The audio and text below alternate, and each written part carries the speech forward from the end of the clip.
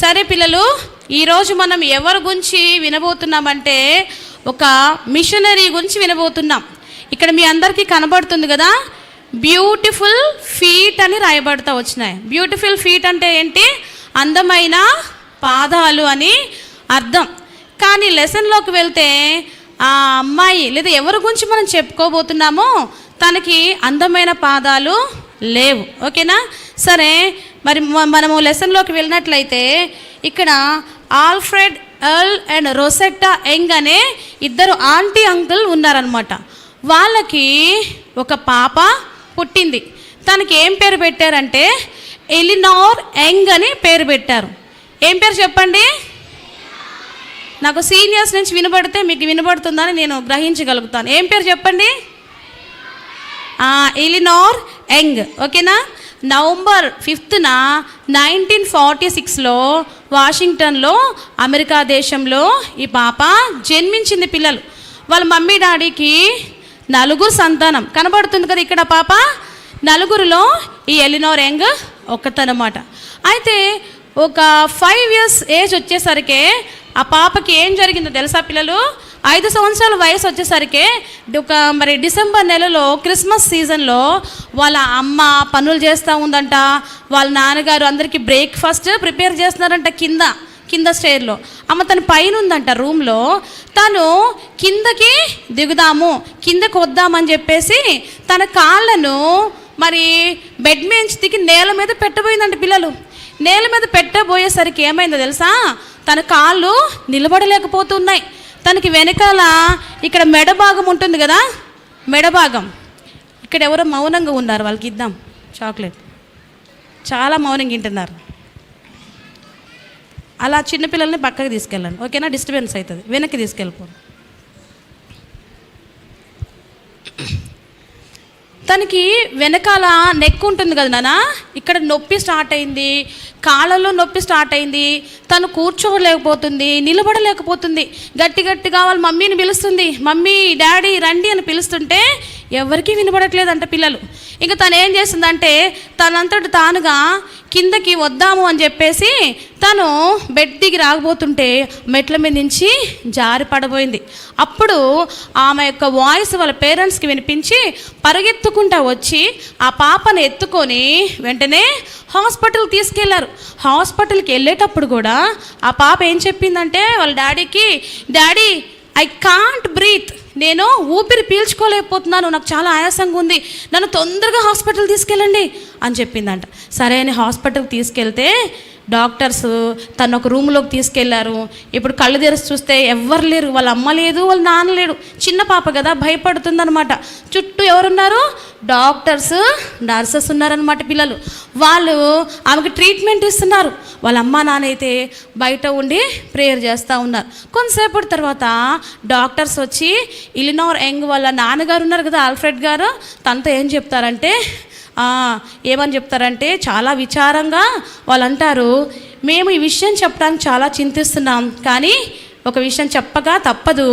మీ అమ్మాయి భవిష్యత్తులో నార్మల్ చైల్డ్గా ఉండలేదు. అందరిలాగా లేచి నిలబడలేదు, నడవలేదు, అందరిలాగా నార్మల్గా అన్ని యాక్టివిటీస్ చేయలేదు. ఎందుకంటే తనకు పోలియో వచ్చింది.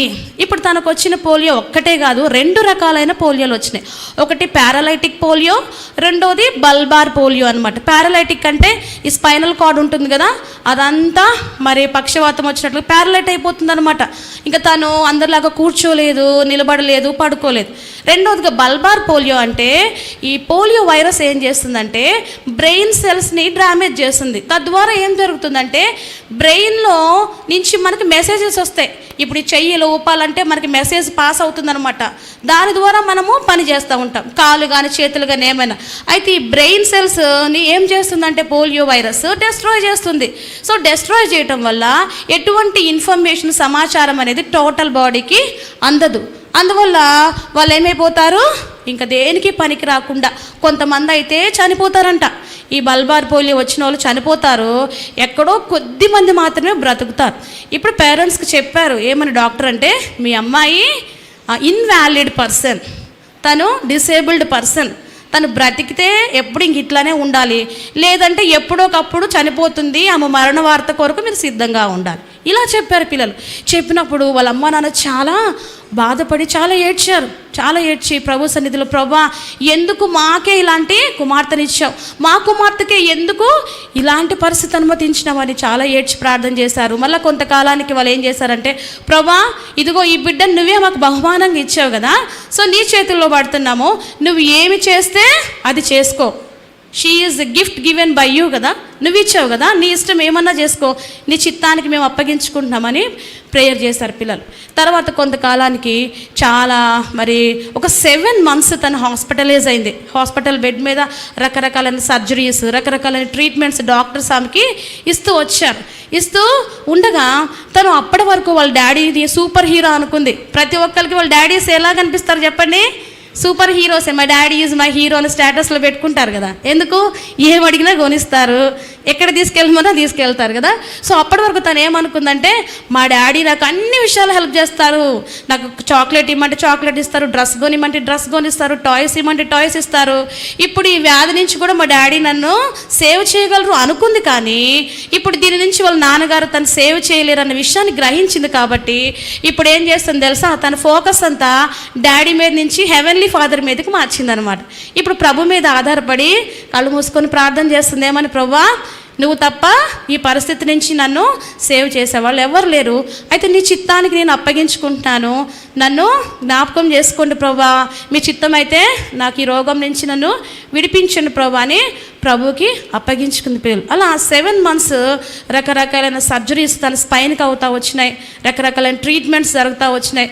కొంతకాలానికి కొంచెం తన కాలు యొక్క బొటన్ వేలు ఉంటుంది కదా, అది మాత్రం కొంచెం కదిలించగలుగుతూ వచ్చిందనమాట. అంతే తప్ప ఎక్కువ బెటర్గా తను ఏమీ ఫీల్ అయ్యే పరిస్థితులు కనబడలేదు. చివరికి ఏం చేశారో తెలుసా, చూడండి కనిపిస్తుందా మీ అందరికీ, తను నిలబడాలంటే చేతి కర్రల సహాయంతో చుట్టూ తనకి చట్రం బిగించారనమాట పిల్లలు. టోటల్ బాడీ ఇక్కడి నుంచి తనకి ఏం పని చేయదు కదా, అందువల్ల ఒక చట్రాన్ని బిగించారు. ఇప్పుడు తను వెళ్ళాలంటే ఆ చేతి కర్రల సహాయంతోనే తను నడవాలి. సరే అని చెప్పేసి తనేమి నాకు బాగలేదు కదా, నేను కూర్చోలేను కదా, నేను నడవలేను కదా అని ఇంట్లో లేదు. కానీ తను స్కూల్కి వెళ్తుంది. పిల్లలు ఎక్కడికి వెళ్తుంది చెప్పండి, ఎస్ స్కూల్కి వెళ్తుంది.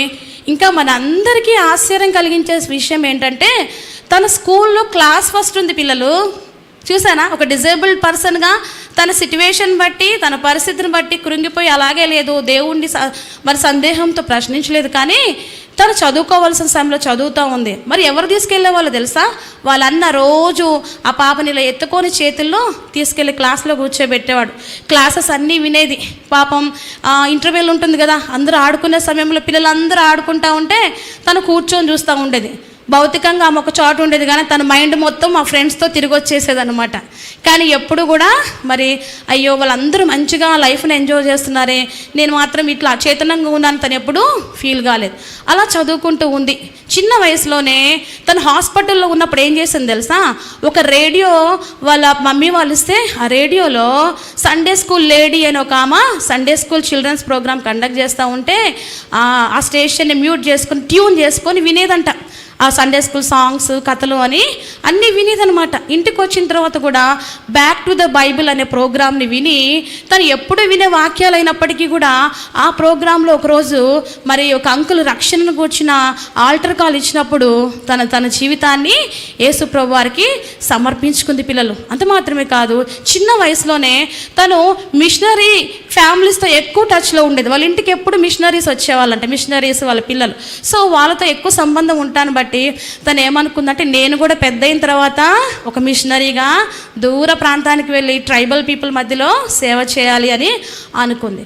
ఆమెకి ఒక 9 years, ఒక 14 years మధ్యలో తనకి దీని గురించిన భారం ఎక్కువైంది. ఒకరోజు వాళ్ళు ఉంటున్న చర్చ్కి ఒక పాస్టర్ గారు వచ్చారు, చైనా దేశం నుంచి వచ్చారు పిల్లలు. ఆయన వాక్యం చెప్తా ఆ రోజు మిషనరీ సేవ గురించి ఎక్కువగా చెప్పారు. ఏమనంటే, చూడండి నేను ఎలా ఉన్నానో, చైనా దేశంలో ఉన్నప్పుడు మాకు ఒక కల్చర్ అనేది ఏమి లేదు, మాకు నాగరికత అనేది ఏమి లేదు. అలాంటి సమయంలో మిషనరీస్ వచ్చి దేవుని ప్రేమను చూపించి మమ్మల్ని బాగు చేస్తూ వచ్చారు, మాకు మాకు మంచి ఆహారం పెట్టారు, మంచి వస్త్రాలు ఇచ్చారు, అంతకంటే ఎక్కువగా దేవుని ప్రేమను మాకు చెప్పారు. అందుకే నేను ఈరోజు ఇక్కడికి వచ్చి మీ ముందు నిలబడగలిగాను. సో మీలో ఎవరైనా మిషనరీస్గా దేవుని సేవ చేయడానికి తీర్మానం చేసుకుంటారా అని అడిగారంట. అడిగినప్పుడు ఒక్కరు కూడా ముందుకు రాలేదంట. కానీ ఈ అమ్మాయి ఇలినో ఏం చేసింది తెలుసా, ఆ చేతి కర్రల సహాయంతో కుంటుకుంటూ ఆ చివరి నుంచి ముందుకు వచ్చేసిందంట. అందరు ఇలా కూర్చున్నారు. ఇక్కడి నుంచి పాస్టర్ గారు పిలుస్తూ ఉంటే సేవకుడు అక్కడి నుంచి ముందుకు వచ్చిందంట. అప్పుడు అందరూ ఆ అమ్మాయికి వెళ్ళి చూసి మరమరింగ్ చేసుకుంటారు. ఏమని, ఈ అమ్మాయా నడవలేదు, నిలబడలేదు, ఈ అమ్మాయి మిషనరీగా దూర ప్రాంతాలకు ఎక్కడికి వెళ్తుంది, ఇట్స్ హైలీ ఇంపాసిబుల్ అని మాట్లాడుకుంటారంట. ఆ మాటలు విన్నప్పుడు తను చాలా కృంగుబాటులోకి వెళ్ళిపోయింది. చాలా బాధపడి, అయ్యో నిజమే కదా, నేను డిజేబుల్డ్ పర్సన్ కదా, నేను ఎలా వెళ్తాను అనుకొని సరేలే అని వెనక్కి తిరిగి వెళ్ళి కూర్చోబోతుంది అనమాట. అప్పుడు ఒక బ్రదర్ వచ్చి అంటాడంట పాస్టర్ గారితో, పాస్టర్ గారు మీరైతే మిషనరీ సేవ గురించి పిలిపించారు కానీ ఎవ్వరు రాలేదు, ఎవరైతే వెళ్ళలేరు ఆ పాపం మాత్రం వచ్చింది చూడండి అన్నాడంట. అప్పుడు ఆ సేవకుడు అన్నాడంట, when God calls any person he will use them అని అన్నాడంట. ఎలాంటి పరిస్థితిలో ఉన్న వ్యక్తినైనా దేవుడు పిలిచాడు అనుకోండి, తను ఎలాంటి డిజబిలిటీస్లో ఉన్నప్పటికీ దేవుడు వాళ్ళని వాడుకుంటాడు అని చెప్పాడంట పిల్లలు. ఆ విధంగా తను ఇంటికి వెళ్ళిపోయింది. ఇంటికి వెళ్ళిన తర్వాత తను స్కూల్ గ్రాడ్యుయేషన్ ముగించుకుంది, స్కూల్ విద్య అయిపోయింది. ఇప్పుడు అనుకుంటుంది, నేను మరి మిషనరీకి వెళ్ళాను కాబట్టి ఇంకేదైనా డిఫరెంట్ జాబ్కి ట్రై చేయాలనుకుంది. అయినప్పటికీ నీ దేవుని నడిపింపు, దేవుని ఉద్దేశం, దేవుని ప్లాన్ ఏంటంటే ఆమె మిషనరీగా ఉండాలి. కాబట్టి మరొక బైబిల్ కాలేజ్లో ఒక 4 years తను ప్రేయరీ బైబిల్ ఇన్స్టిట్యూట్లో బైబిల్ ట్రైనింగ్ అవ్వటానికి ప్రభు సహాయపడుతూ వచ్చాడు. పిల్లలు అక్కడ బైబిల్ ట్రైనింగ్ క్లాసులు అటెండ్ అయినప్పుడు అందరికంటే ఈమె చిన్నగా ఉంది. ఆమెకున్న పోలియో వైరస్ని బట్టి తన గ్రోత్ లేదు, హైట్ లేదు.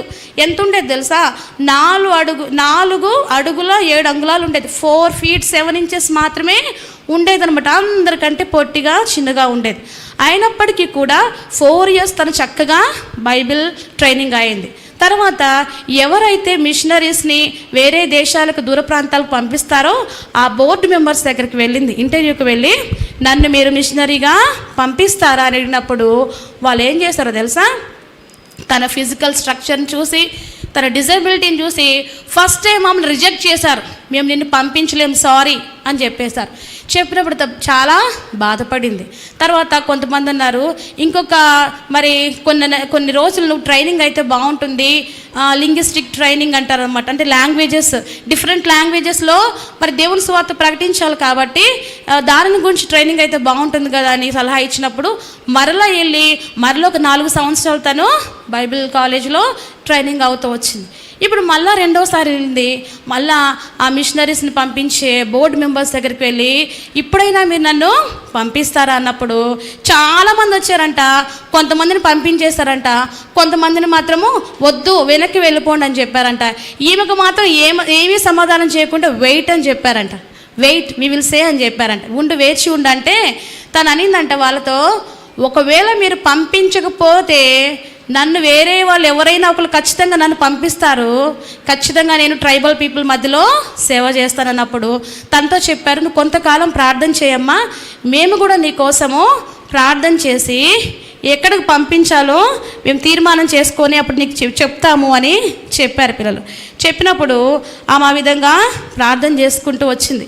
చేసుకున్నప్పుడు మరి ఒకరోజు వాళ్ళు పిలిపించి ఇండోనేషియా ప్రాంతంలో ఉన్న ఇరియన్ జయ అనే కిమ్యాల్ తెగ ప్రజల మధ్యలో నిన్ను మిషనరీగా పంపిస్తున్నాము అని చెప్పారు. ఆశ్చర్యకరమైన విషయం ఏంటంటే ఆ వారం రోజులు తను ఎక్కువ ప్రేయర్లో గడిపింది కదా, ప్రార్థన చేసుకుంటూ ఉంటే దేవుడు కూడా అదే తెగ ప్రజల మధ్యలో సేవ చేయాలని భారం పెట్టాడంట. ఆల్రెడీ దేవుడు మాట్లాడేశాడు, ఇరియన్ జయ అనే ప్రజల మధ్యలో నువ్వు సేవ చేయాలని. సేమ్ అదే బోర్డు మెంబర్స్ కూడా చెప్పినప్పుడు చాలా సంతోషపడుతూ వచ్చింది పిల్లలు. ఆ విధంగా మరి 1974లో 27 సంవత్సరాల వయసులో 1974లో 27 సంవత్సరాల వయసులో తను ఆ ఇండోనేషియాలో ఉన్న ఇరియన్ జయ అనే ట్రైబల్ పీపుల్ మధ్యలోకి సేవ చేయడానికి వెళ్ళింది. ఇండోనేషియా యొక్క భాషను నేర్చుకుంది కానీ ఈ ట్రైబల్ పీపుల్ యొక్క భాష తనకు రాదనమాట. అక్కడికి వెళ్ళినప్పుడు వాళ్ళు ఎక్కడుంటారో తెలుసా? ఇంటీరియర్ పార్ట్స్లో, ఎత్తైన కొండలు లోయల మధ్యలో ఉండేవాళ్ళు. వాళ్ళకి నాగరికత లేదు, సివిలైజేషన్ లేదు, వాళ్ళ భాషకు ఒక లిపి లేదు. వాళ్ళు కేవలం కూరగాయలు, ఫ్రూట్స్, అక్కడ ఏం పండితే అవి తింటారు. వాళ్ళకి మీట్ కూడా సరిగ్గా దొరకదు. తింటే ఎప్పుడైనా పందిని తింటారు, లేకపోతే బగ్స్ ఉంటాయి కదా, ఈ కీటకాలు, లిజర్డ్స్ ఉంటాయి, బల్లులు, అట్లాంటి వాటిని రోస్టింగ్ చేసుకొని తింటారనమాట. ఆ విధమైన ప్రజలు అనమాట వాళ్ళు. సో వాళ్ళ మధ్యలోకి ఈమె వెళ్ళకముందు అంతక్రితమే ఒక మిషనరీ అక్కడికి వెళ్ళారు పిల్లలు. అయితే ఈ ట్రైబల్ పీపుల్ ఉన్నారు కదా, కిమ్యాల్ జాతి ప్రజలు, వాళ్ళకి వ్యతిరేకంగా ఉన్న తెగవారు ఏం చేస్తారంటే వాళ్ళ మధ్యలోకి వెళ్ళిన మిషనరీని చంపేశారంట. ఇప్పుడు సెకండ్ మిషనరీగా ఎలినోర్ యంగ్ అదే తెగ ప్రాంత ప్రజల మధ్యలోకి వెళ్తుంది. చూడండి, చిన్న వయసే కదా, టీనేజర్ తను కదా, యంగ్ స్టేజ్లోనే ఉంది, డిసేబుల్డ్ పర్సన్గా ఉంది, మోర్ ఓవర్ ఒక యంగ్ లేడీగా ఉంది. అయినప్పటికీ కూడా క్రీస్తు ప్రేమ ప్రకటించడానికి తను ధైర్యంతో ఆ ప్రాంత ప్రజల మధ్యలోకి వెళ్ళింది. పిల్లలు వెళ్ళిన తర్వాత ఆ భాష నేర్చుకోవడానికి చాలా కష్టపడి ఆ భాషను నేర్చుకుంది. మరి ఇప్పుడు ఆమెను పంపించిన వాళ్ళు ఆమెకి ఏం పని అప్పగించారంటే, నీవు వాళ్ళ భాషలోకి బైబిల్ని ట్రాన్స్లేషన్ చేయాలి అని చెప్పారంట. ఇప్పుడు బైబిల్ ట్రాన్స్లేషన్ చేయాలంటే అక్కడ ఒక లిపి ఉండాలి కదా, లిపే లేదు.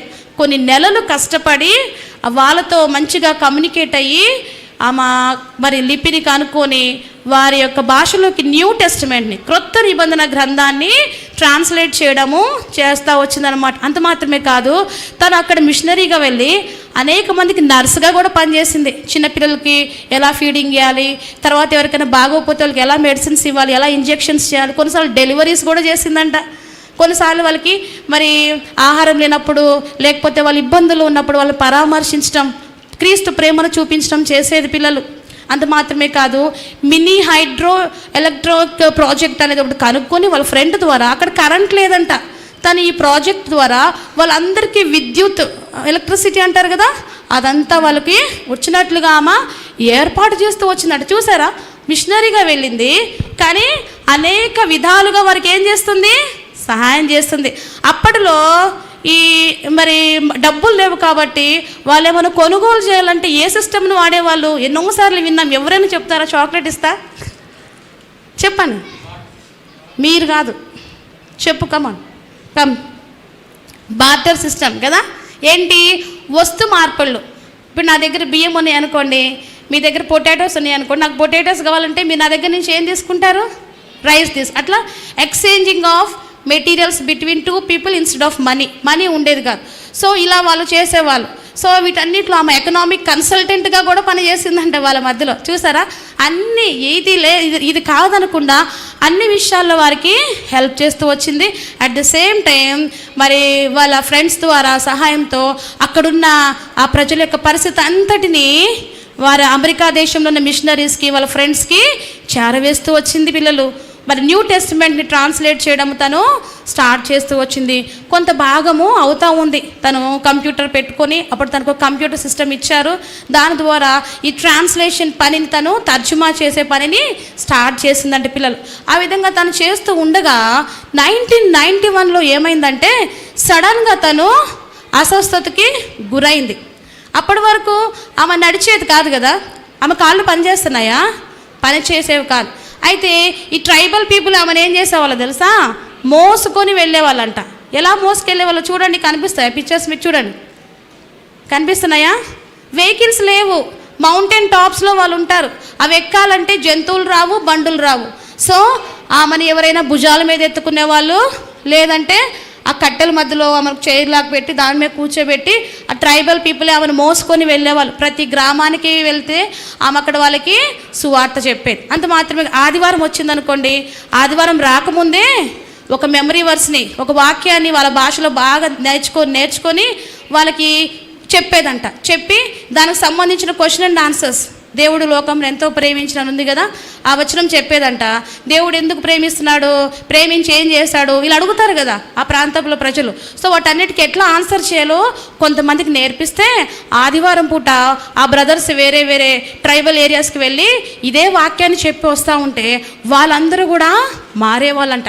8,000 మంది పాపులేషన్ ఉన్న ఆ ట్రైబల్ పీపుల్లో అనేక మందిని ఆమె ఏం చేసింది, ప్రభు దగ్గరికి నడిపిస్తూ వచ్చింది, చాలా కష్టపడుతూ వచ్చింది కదా. అయితే 1991లో తనకి చాలా అస్వస్థత వచ్చి అసలు ఇంక లెగలేకపోతుంది. హార్ట్ బీటింగ్ తగ్గిపోతూ కొన్నిసార్లు ఆగిపోతుందంట, అలా అయిపోతుందంట. అయితే తను రేడియో పెట్టుకొని వింటూ ఉంటే ఒక డాక్టర్ గారు పోస్ట్ పోలియో సిండ్రోమ్ అని దాని యొక్క లక్షణాలు ఎలా ఉంటాయో చెప్తున్నాడంట. అప్పుడు తను అనుకుంది నాకు కూడా ఇదే వచ్చిందేమో అని చెప్పేసి ఆ డాక్టర్ గారికి మరి లెటర్ రాసింది, అయ్యా నాకు ఈ సమస్యలు ఉన్నాయి, బహుశా ఇదేమైనా పోస్ట్ పోలియో సిండ్రోమ్ అంటే అవన్నీ చదివాను అన్నాడంట.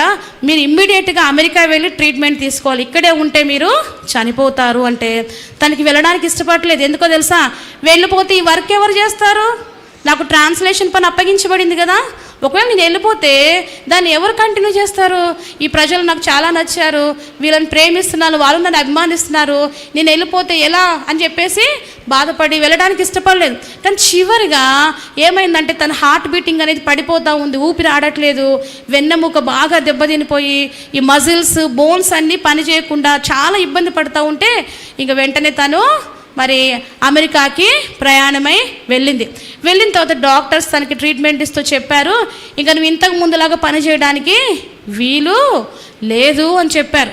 సో దాని అర్థం ఏంటంటే మరలా ఆమె ఈ ఇరియన్ జయ అనే ప్రాంత ప్రజల దగ్గరికి వెళ్ళడానికి అవకాశము లేదు. చాలా బాధపడింది, చాలా దుఃఖపడింది. అయ్యో నేను మరలా తిరిగి వాళ్ళ దగ్గరికి వెళ్తాను అనుకున్నానే, వెళ్ళలేనా అని చాలా బాధపడుతూ వచ్చింది పిల్లలు.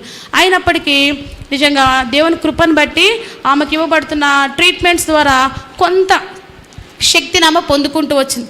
ఇప్పుడు ప్రభువుని అడుగుతుంది ఏమనంటే, ప్రభువా ఇక్కడ ఉండి నేనేం చేయాలి, ఇక్కడ ఉండి నేను ఏమి చేయాలి అని అడిగినప్పుడు అద్భుతంగా దేవుడు తనకు మరి ద్వారాలు తెచ్చాడు. నిజంగా దేవుని పని చేయలేని ఆశ భారం కలిగిన వాళ్ళని దేవుడు ఎప్పుడూ ఖాళీగా పెట్టరు కదా. ఎంత డిజేబిలిటీస్ ఉన్నా, ఎన్ని కష్టాలు, ఎన్ని శ్రమలున్నా దేవుడు తన పని ఆ వ్యక్తుల ద్వారా చేసుకుంటూనే ఉంటాడు కదా. తను వచ్చినప్పుడు నిజంగా 1991లో పోలియో సిండ్రోమ్ వచ్చింది కదా, పోస్ట్ పోలియో సిండ్రోమ్, దాని ద్వారా కూడా చనిపోతారు. అయినప్పటికీ తను అక్కడికి వచ్చిన తర్వాత ట్రీట్మెంట్ తీసుకుంటూ 1996లో ఏం చేస్తుందో తెలుసా పిల్లలు, మరి ఆమె ఎవరైతే ఈ పోస్ట్ పోలియో సిండ్రోమ్తో బాధపడుతున్నారో వాళ్ళకి కౌన్సిలింగ్ ఇవ్వటం స్టార్ట్ చేసింది.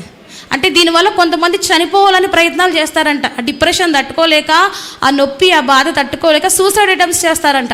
అలాంటి వారికి మరి వరల్డ్ వైడ్గా దరిదాపుగా 700 నుంచి 900 మందికి తను మెయిల్ చేస్తూ వాళ్ళని బలపరుస్తూ వచ్చిందంటే పిల్లలు. అంత మాత్రమే కాదు, ఆమె కిడ్స్ మ్యాగజైన్ని, గ్రేట్ కమిషన్ కిడ్స్ మ్యాగజైన్ అనేది దానిని రన్ చేస్తూ వచ్చిందంటే పిల్లలు.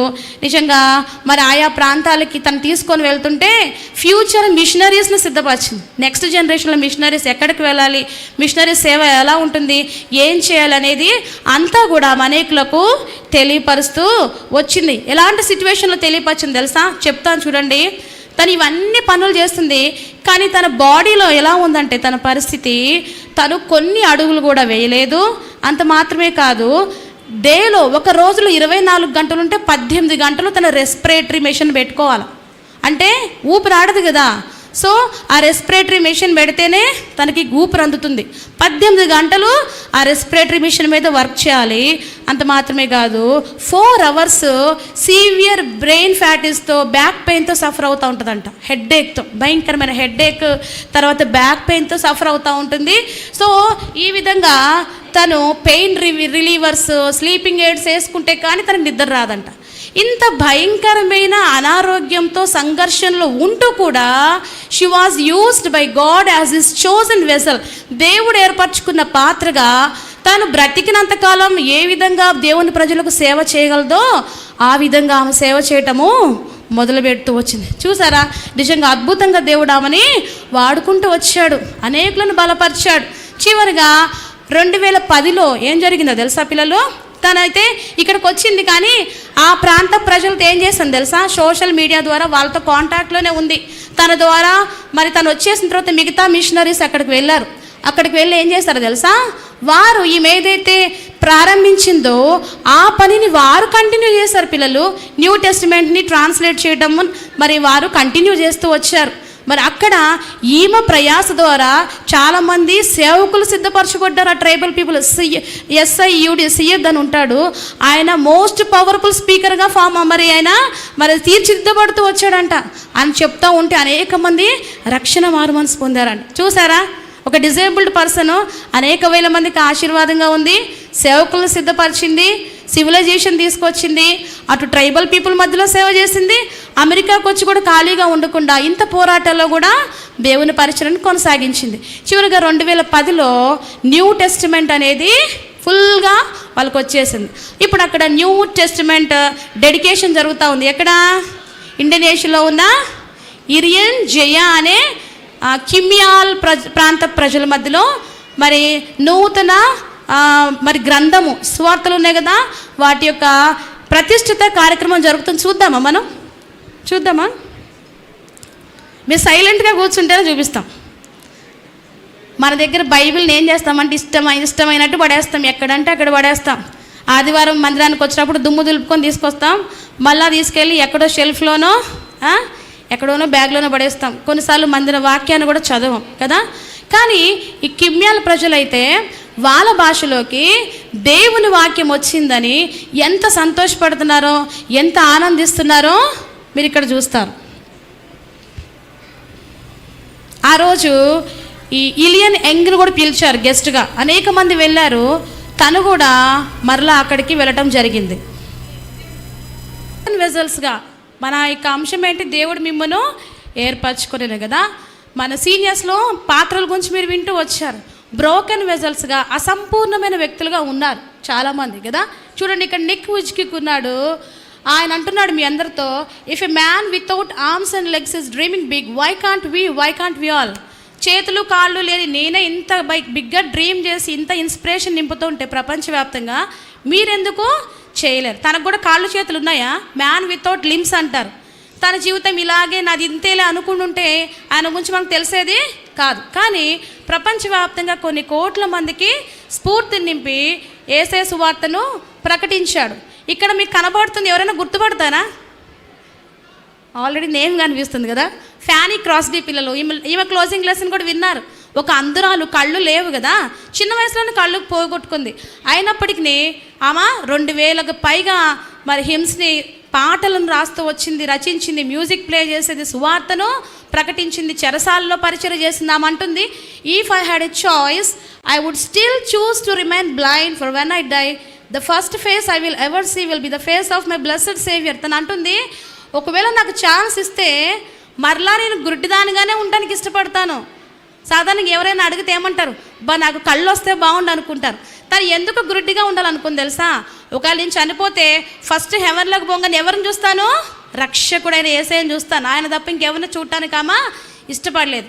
ఒక ఉజ్కిక్ కావచ్చు, ఒక ఫ్యానీ క్రాస్బీ కావచ్చు, ఇలినర్ యంగ్ కావచ్చు, వాళ్ళ బ్రోకెన్ లైఫ్స్ని, అసంపూర్ణమైన డిజబిలిటీస్ ఉన్న వాళ్ళ జీవితాన్ని ప్రభు చేతిలో పెడితే ఆయన కుమ్మరిగా, పోటర్గా ఏం చేశాడు? మంచిగా మలిచి అనేకులకు స్ఫూర్తిని నింపే బిడ్డలుగా ఆయన వారిని వాడుకుంటూ వచ్చారు పిల్లలు కదా. అందుకే యెషయా గ్రంథంలో ఉంది 52:7లో, మరి సమాధానం వల్లైనా సువార్తను ప్రకటించి వారి పాదములు పర్వతముల మీద సుందరములు కదా. సువార్త ప్రకటించు, సమాధానం చాటించు, సువర్తమానం ప్రకటించు, రక్షణ సమాచారం ప్రచురించు వాని పాదములు నీ దేవుడు ఏలుచున్నాడని సియోన్తో చెప్పుచున్న వాని పాదములు పర్వతముల మీద ఎట్లా ఉన్నాయంట? సుందరంగా ఉన్నాయి. పిల్లలు, మిమ్మల్ని అందరినీ కూడా దేవుడు ఏర్పాటు చేసుకున్నాడు.